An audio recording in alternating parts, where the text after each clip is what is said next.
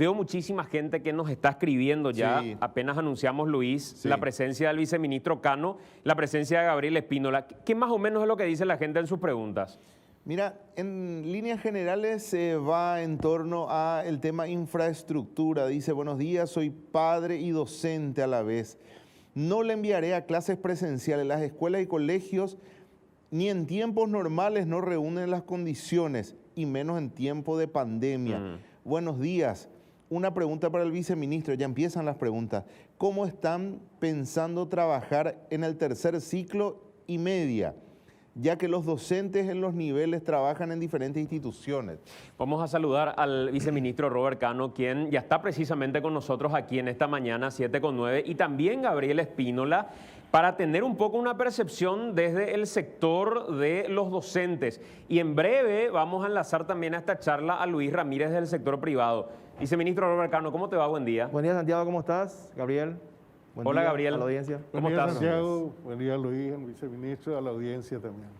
Quiero arrancar preguntándote primeramente, Gabriel, vos si te diera hoy un papel y ese papel dijera, firmo garantías para retornar a clases, ¿firmarías ese papel?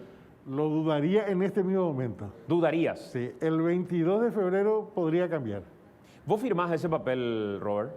Yo firmaría en el 95% de los casos de las escuelas. ¿Y qué es lo que te genera dudas? Es que hay que reconocer, tenemos una realidad de infraestructura deficiente. Se hizo un trabajo enorme, aunque la gente no haya visto en su escuela. 1 de cada 3 escuelas de este país fue intervenida de alguna manera entre diciembre de 2019 y diciembre de 2020. 1 de cada 3. Las más críticas. ¿Se ¿Y entiende? esa intervención en qué consistió? Cuando decís fueron intervenidas. Algún baño crítico, o sea, en la microplanificación, que es una priorización de necesidades, establece que la prioridad es el baño, la prioridad es el aula, la prioridad de repente podría ser un comedor. Son las prioridades que las instituciones declaran y se hizo el esfuerzo importante. Hoy tenemos una deuda de cercana al 5% de las escuelas que están en situación crítica. Hasta este momento. 500 por ahí son, Santiago. Hasta este momento. 500. 500. Sí. En este instante, viceministro, desde la habilitación de la plataforma que tuvieron ustedes, ¿cuántos padres ya dijeron voy a enviar de forma presencial a mi hijo y cuántos dijeron voy a enviarlos a la modalidad virtual? Tengo reporte en tiempo real, estábamos hablando con Gabriel recién. Sí. 95.170 estudiantes, ¿no? Padres, estudiantes, tenemos la decisión de sus padres. Sí. De 95.170. Disculpa que ya los años de ese... No, por favor, se entiende. Pero está muy parejo. Tenés 47.933 por virtual. Sí. Y 47.237 presencial. O sea, estamos hablando de prácticamente empate técnico. 50-50. Sí, señor. ¿Me permití eso para mostrarle a la gente? Acá puedo mostrarte, Mato, esto. Tableau. Para que la gente pueda ver la manera en la que se está distribuyendo directamente desde el celular del viceministro Cano. Clavado, ¿no? Espera, pon un poco más. Para que, ahí está. La manera en la que se está distribuyendo la intención de la gente por el tipo de modalidad que está eligiendo. Esto es un 50-50, prácticamente ya está. Pero estamos hablando de aproximadamente el 8% de la matrícula en 2 días. Sí. Tenemos tiempo hasta el 20 de febrero. ¿Cuántos alumnos tenés, Robert? en total? 1.200.000 tenemos en el sector oficial. Y hasta ahora vamos por 95.000 Sí. que han... En 2 días, en 2 días. Estos espacios ayudan a que la gente conozca. ¿Es más o menos lo que ustedes estiman? ¿Se puede dar un 50%, un 50%? ¿O esto puede cambiar, Gabriel? Probablemente vaya a cambiar. Nosotros creemos que, bueno, la realidad paraguaya es una de las zonas urbanas y otra es la zona rural. Sí. En realidad en la zona rural ya el año pasado teníamos condiciones de volver, porque el virus no llegó, o si llegó fue muy leve. Claro. Hoy esa situación no ha cambiado, estadísticamente hablando. Lo hemos escuchado al viceministro enunciar de que más de 3.000 instituciones educativas no tienen una población mayor de 60 estudiantes. Por lo tanto, puede darse el distanciamiento. Por lo general, en las zonas rurales, las instituciones educativas tienen un ambiente mucho más abierto, tiene posibilidades de que las tareas no se desarrollen en clase directamente en un espacio cerrado. O sea, hay otras condiciones que pueden favorecer la presencialidad a la que lo hemos privado del año pasado. Y en este momento, Robert, ¿cómo piensan organizarse con los docentes?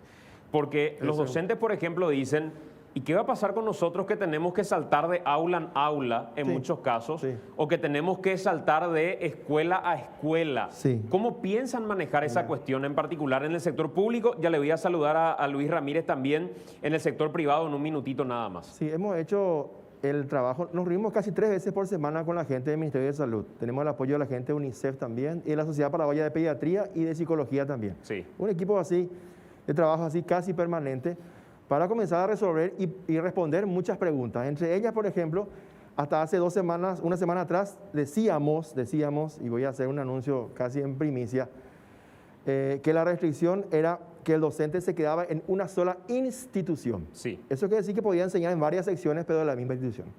Hicimos la simulación. La simulación, así, matemática del impacto que eso implicaba. Primero iba a ser un impacto muy importante porque muchas secciones de estos docentes que van de institución en institución iban a quedar sin docentes presenciales. Sí virtual, pero presencial no.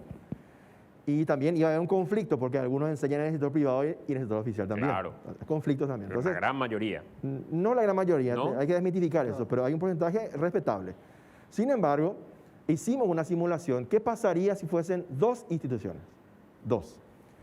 Y hicimos el cálculo. Eso se puede hacer porque están todos los sistemas de información actualizados. Y el resultado fue muy bueno. La gente de salud dice, bueno, vamos a hacer, el riesgo es mínimo, ¿verdad? Vamos a estar habilitando, eso va a estar en el protocolo de retorno a clases presenciales, que va a salir la próxima semana, depende mucho de cómo consensuemos, porque hay algunas preguntas que tenemos que responder aún. Va a decir que los docentes, y eso para los docentes, que están cumpliendo funciones en varias instituciones, podrán hacerlo como máximo en 2. Y con eso, Santi, las simulaciones arrojan el siguiente resultado. Para la escolar básica, para el primer y segundo ciclo, los más pequeños, Sí. el 98% de los estudiantes potencialmente podrán tener a su docente presencial. ¿Eso tiene Con esa respaldo del Ministerio de Salud? Sí, Robert, tiene respaldo. En materia de protocolos. Tiene respaldo en el sí. O sea, Luis Carazale, que es docente en la escuela Pablo Bogarín de San Pedro, va a poder moverse a una escuela cercana en la que también enseña y ahí también va a poder asistir. Sí. Por eso la cobertura es muy alta en el primer y segundo ciclo, porque el docente puede enseñar en 2 instituciones. Donde hay un impacto mayor es en el tercer ciclo y nivel medio. Catedrático. Los catedráticos que enseñan en más de 2 instituciones, en 3, 4, 5, 6. Te quiero preguntar si eso les va a dar garantías a ustedes y cómo ven esto que acaba de anunciar el ministro Robert Cano y sobre todo viendo la cantidad de gente que se está anotando, hasta ahora por lo menos en un 50-50. Pero lo tenemos también a Luis Ramírez, Luis Carazale. Es así porque otra pata fundamental en toda esta historia son las instituciones privadas que desde un tiempo a esta parte ya vienen organizando un protocolo y adecuando sus instituciones para el inicio de las clases.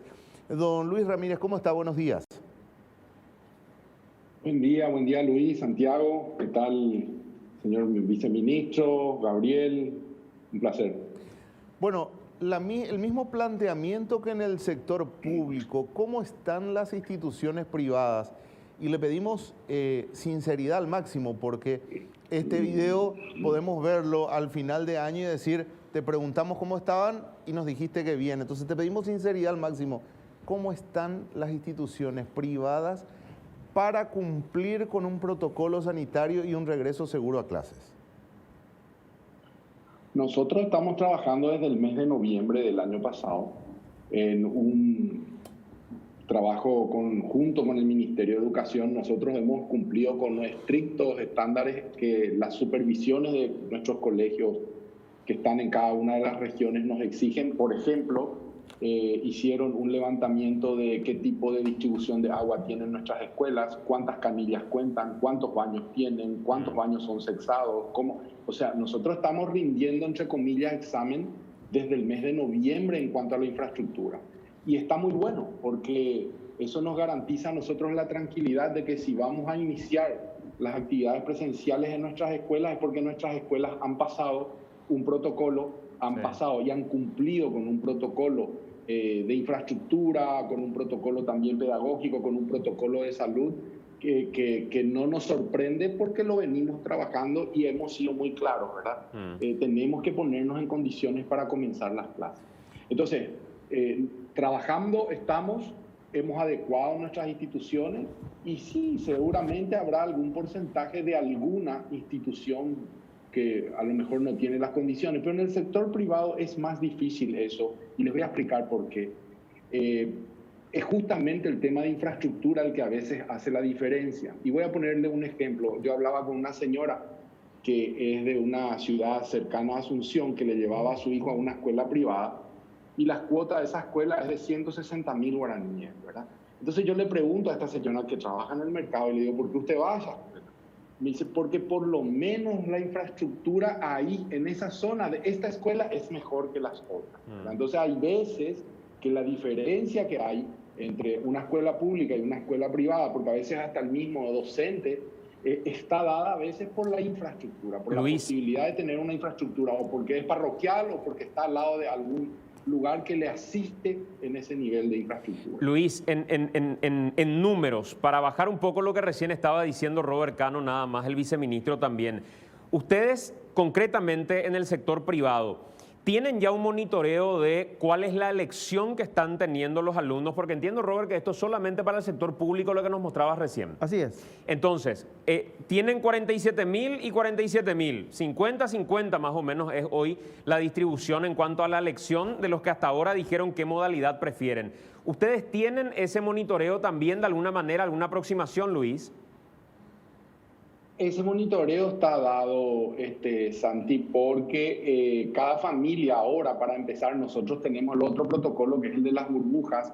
Nosotros tenemos que inscribir a los alumnos en las burbujas y esa es la prueba más fiel y exacta de la elección de los padres. En este momento, en algunas escuelas, no en todas, pero en la mayoría que hemos consultado, la cifra exacta es más o menos 68% de presencialidad, digamos, ¿verdad? Y el resto está ahí un poquito dubitativo de ese 30%, vamos a poner en números redondos, 70-30, ese 30% tiene alguna duda en relación a la vacuna, por ejemplo, si llega, si no llega, está expectante de que llegue, algunos se han ido incluso a vacunarse a otro lugar, etcétera. Entonces, hay como una expectativa ahí en torno a ese tema de la salud, pero hasta hoy en día en el sector privado, en nuestras escuelas con las que pudimos hablar y estamos viendo para organizar las burbujas, hay una presencia de más o menos el 70% en el sistema híbrido, digamos, el sistema mixto. ¿Y tenés idea, Luis, en cuanto a los colegios de la Conferencia Episcopal, si es que hay algún tipo de diferencia respecto a eso, o ellos también van a arrancar desde el 2 de marzo con la presencialidad, si es que así lo eligen los alumnos o los padres? No conozco, pero sí yo escuché en propia declaración del arzobispo que ellos querían tener otro ritmo, otro esquema de trabajo y que ellos iban a sacar su propio esquema de trabajo en algún momento. Sospecho que tendrán reuniones y el viceministro a lo mejor puede aclarar mejor lo que pasa con los colegios de la SEP. Eso también ahí, sí. Luis, sí. Perdón, completa, Luis, perdón. No, decía que ahí como los colegios tienen volumen, los colegios sobre todo que tienen muchos alumnos, más de 1.000 son los que están buscándole la vuelta a esa presencialidad, ¿verdad? Así como hacer el escalonamiento, cómo escalonar semana a semana, día a día, abrir en horarios y ahí es donde a veces existe un poquito la dificultad, ¿verdad? Sí. Robert, ¿vos tenés ese monitoreo ya de la Conferencia Episcopal? A la SEP le toca los sábados a la tarde. Hoy nos reunimos con la gente de la Conferencia Episcopal, como todos los sábados, y la última reunión, el Estado era diferente. Las diócesis, ellos se agrupan en diócesis, y las diócesis tienen diferentes opiniones. Por ejemplo, doy un ejemplo claro que tratamos el sábado pasado, la diócesis de Pilar, Ñembucú, por ejemplo, ellos todos deciden ir a virtual el primer semestre virtual, y en el segundo presencial.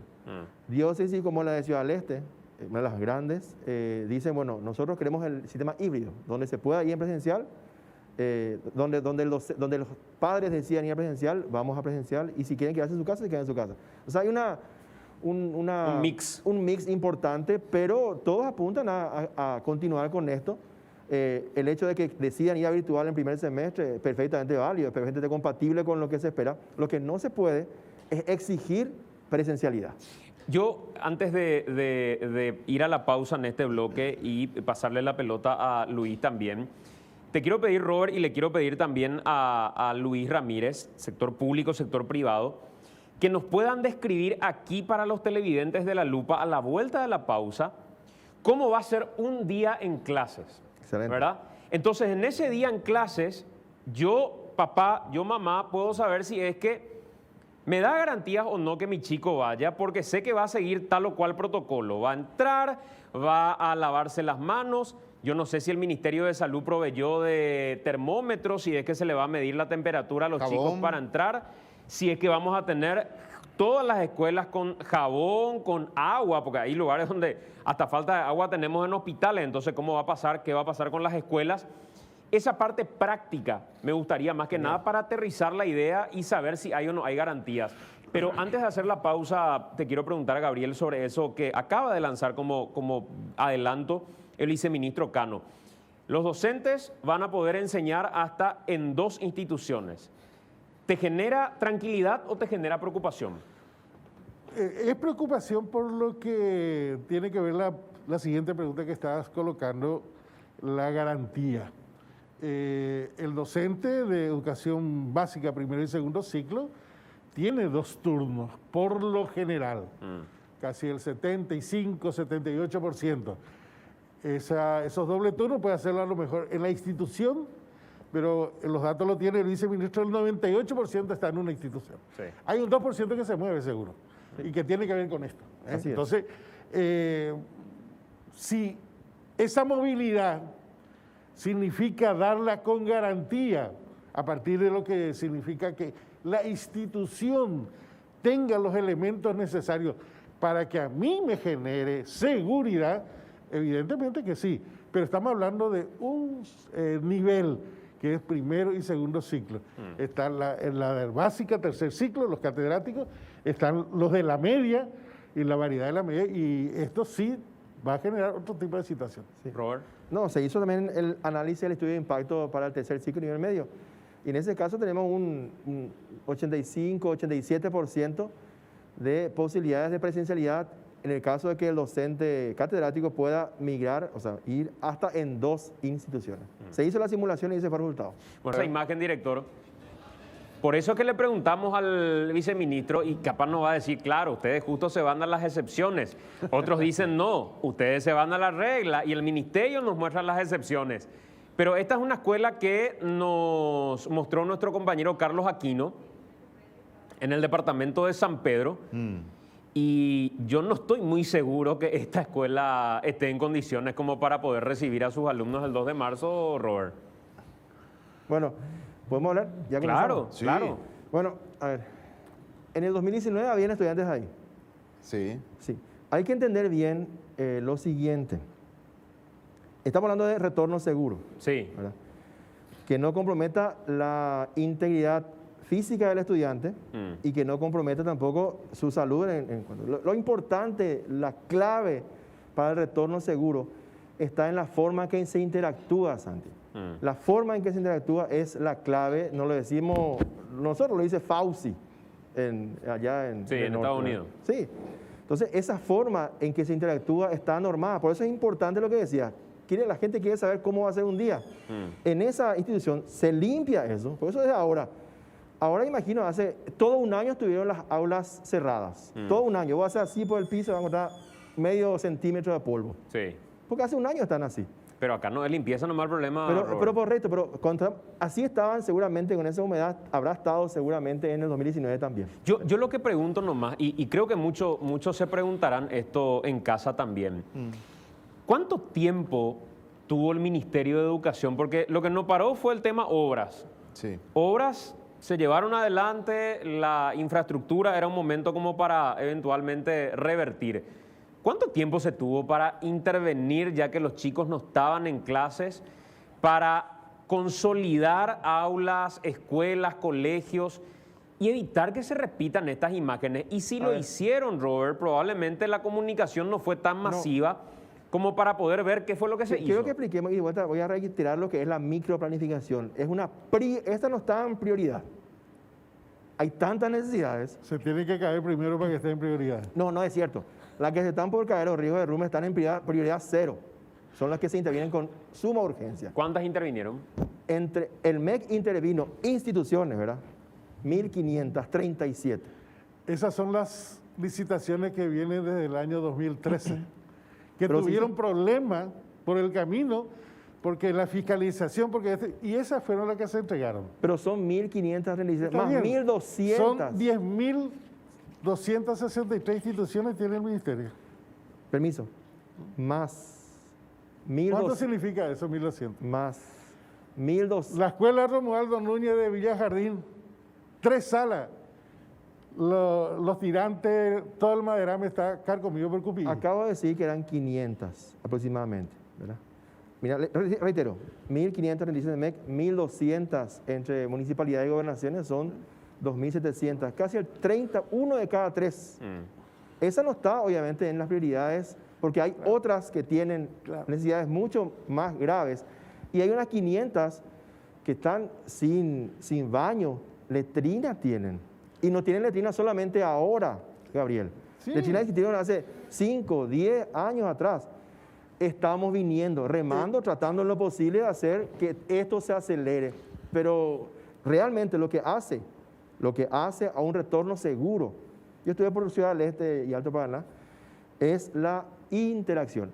La gente habla Pero la interacción se iba a poder hacer también si es que ustedes tenían escuelas en mejores condiciones. O sea, la interacción, No. la interacción no va a impedir, Robert, que el trabajo que se vaya a hacer para ponerlas en condiciones de alguna manera Santi, quede por el camino. Si la gente no está satisfecha con que 1 de cada 3 locales escolares se haya intervenido, pedimos disculpas, pero es un ritmo muy importante. Se aprovechó el tiempo.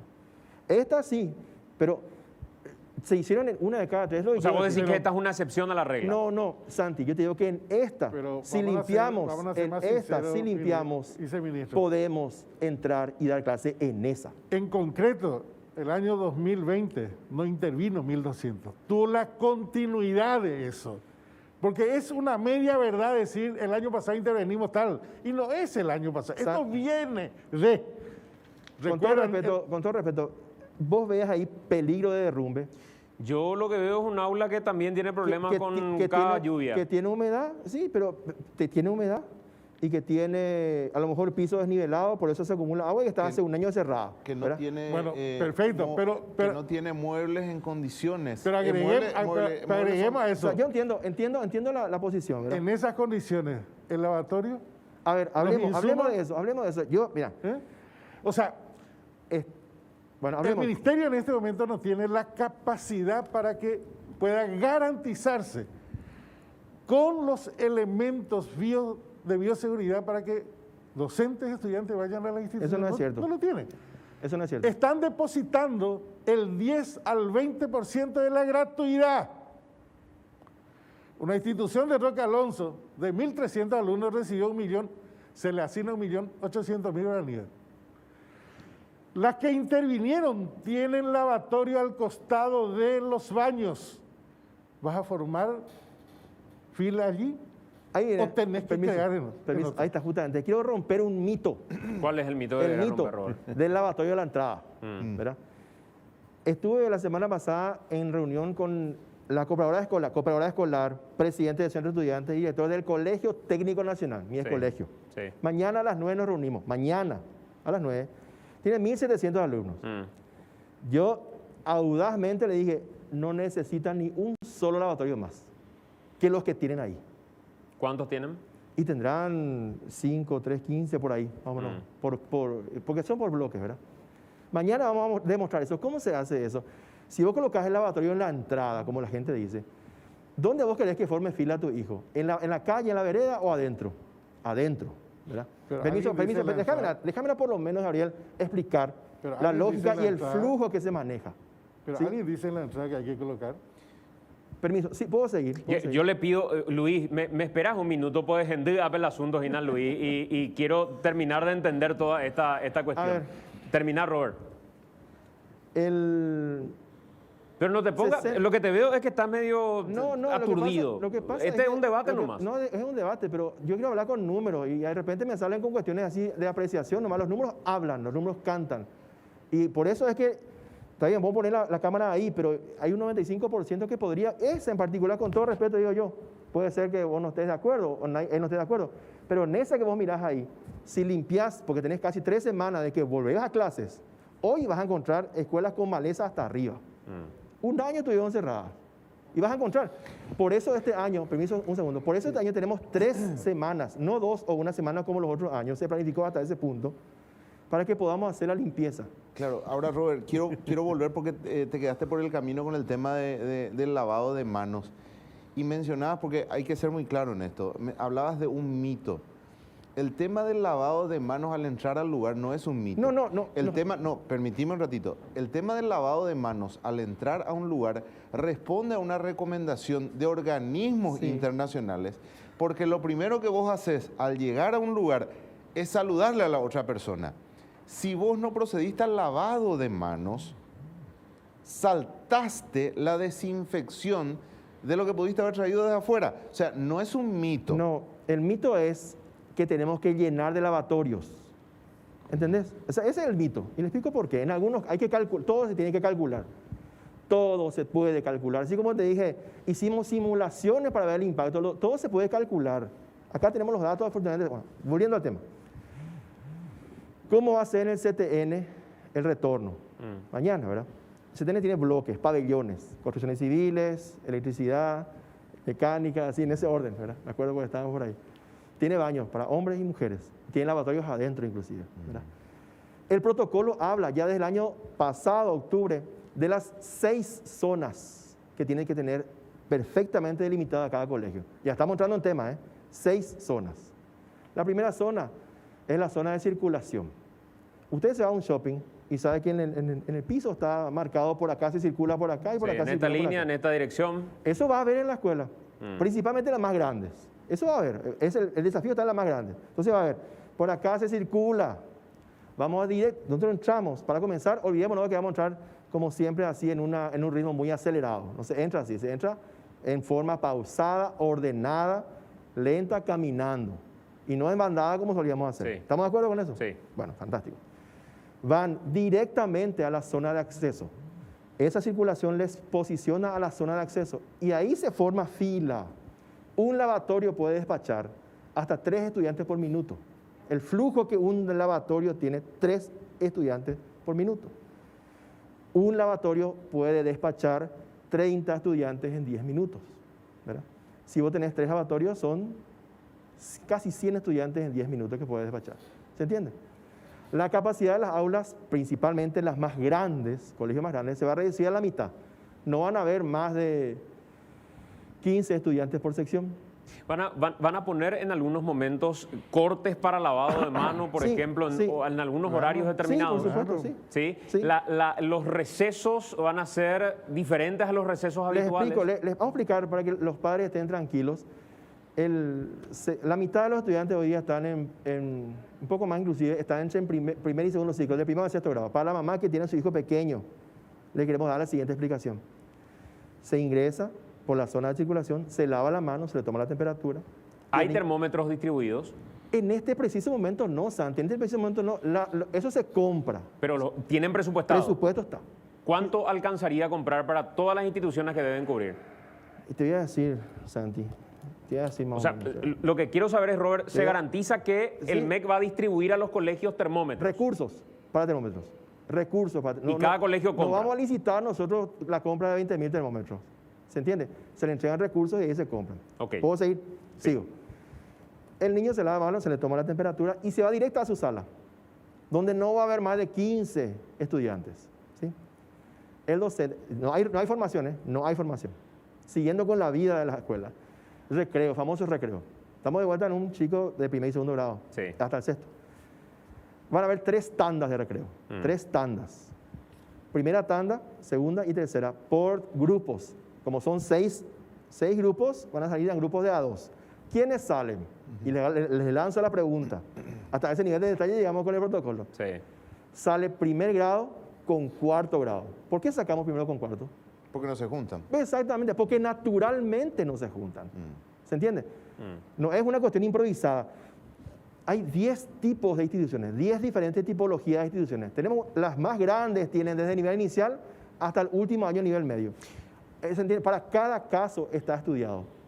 Robert, tengo 5 minutos. Quiero cerrar con Luis Ramírez preguntándole en 2 palabras, Luis, esto también. ¿Cuál es hoy para ustedes, a diferencia de lo que ya estaba diciendo Robert Cano, el protocolo a seguir? En el sector privado, ¿cómo piensan hacer? ¿Tienen ustedes un mecanismo diferente que van a implementar y que consideran va a dar mayores garantías a los padres de colegios privados que están mirando ahora mismo la lupa, Luis?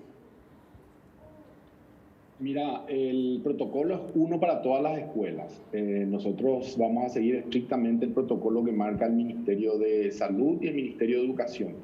Lo que puede cambiar en algún colegio es el sistema y el modo de la distribución. Sí. ¿Verdad? La distribución de los alumnos, la distribución de los recreos, la distribución, siempre tomando en cuenta el criterio que decía el viceministro, es decir, sacar al patio grupos que naturalmente no se junten, pero cómo se distribuye en tiempo y en horario es lo que puede ser diferente de acuerdo al volumen, al tamaño y sobre todo también a la capacidad del patio que tengan las instituciones. Hay instituciones que tienen mucho lugar para hacer un recreo en donde no se encuentren y hay otras instituciones que tienen restringido eso. Pero el esquema es también muy importante decir que en la transición patio-aula también tiene que haber los lavaderos para lavarse las manos, las camillas, incluso en esa transición y a la vuelta del recreo, entonces el tener el alcohol correspondiente, sí, señor. El kit de cada niño debería ir, que es lo que nosotros también hablamos, con su propio alcohol en gel, de manera que puedan tener permanentemente el lavado de las manos. Tenemos un protocolo de higienización de las aulas, un protocolo de higienización de los útiles, todo se está previendo. Correcto. Todo se está organizando de manera que exista un retorno seguro. Y un detalle más, el último que quiero dejar. Sí. Acá nosotros tenemos el pensamiento del 2019 entrando todos juntos. Esto nunca va a pasar porque se hacen las burbujas. Y por ejemplo, voy a hablar del caso de algunas instituciones, el primer grado se va a desdoblar en 2 burbujas. Una va a ir a la mañana, otra va a ir a la tarde. Es decir, el flujo de participación de la gente va a caer al 50% o más que el 50%, porque incluso hay ciclos que mientras el primer y segundo ciclo está en clase, el tercer ciclo y la media va virtual. Sí. Y después la siguiente semana se cruzan. O sea, hay una variedad muy importante dentro del protocolo para dar seguridad y para hacer que no exista ese amontonamiento de chicos en las instituciones. Luis, te agradecemos mucho por tu tiempo, por estas explicaciones también. Un abrazo y vamos a estar atentos al desarrollo que se vaya a tener. Luis Ramírez, representando al sector privado. Gabriel, quiero cerrar en 2 palabras, te pido por favor, porque yo creo que lo que menciona Robert, y yo entiendo el hartazgo con este tipo de planteamientos, pero creo nomás que hubo un tiempo que tuvo el Ministerio de Educación como para poder ir aplicando protocolos que permitan retornar a clases con esto que estás diciendo, los lavatorios y demás en términos de intervención, pero también aprovechar y fortalecer la infraestructura de las instituciones. Y ahí es donde creo que el debate es, lo que está mostrando en este momento Telefuturo, ¿es la excepción o es la regla? Esta escuela que estamos observando de San Pedro, la que se caía o la que estaba, no se caía, en realidad tenía algunos inconvenientes en el techo, en la infraestructura, en la limpieza. ¿Es la excepción o es la regla? Y ahí es donde los padres creo que es fundamental que nos colaboren reportándonos desde sus escuelas, desde sus colegios, para saber cómo están las instituciones educativas y si hubo o no hubo intervención del ministerio. Porque por lo que vos estás diciendo, Gabriel, la situación es diferente a la que plantea Robert Cano. No, es igual porque hablamos de los mismos números, de una cantidad en la que en las otras no la intervinieron. 10%. Claro, 14% más, ser más preciso, el viceministro es ingeniero y va a poder después apuntar más, afinar más los números. O sea, lo que ustedes muestran, sin que eso signifique adherirme a la política de Telefuturo, es parte de la regla.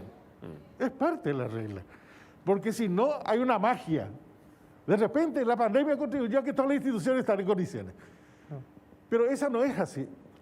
Y aquí el problema de fondo no tiene que ver con que vamos a tener 3 semanas para desmalezar. Eso se hizo siempre de parte de los padres de familia. Siempre. Siempre se hizo. O sea, no es ese el problema.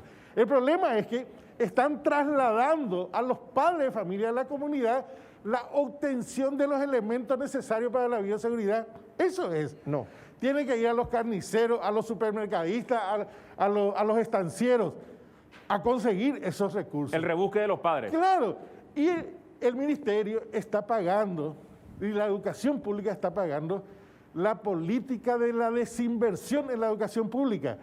Con el 3,5% no vamos a ir para adelante en términos de equipar, en términos de adecuar, en términos de acondicionar, porque eso requiere de mayores recursos, evidentemente, y significa invertir más en educación.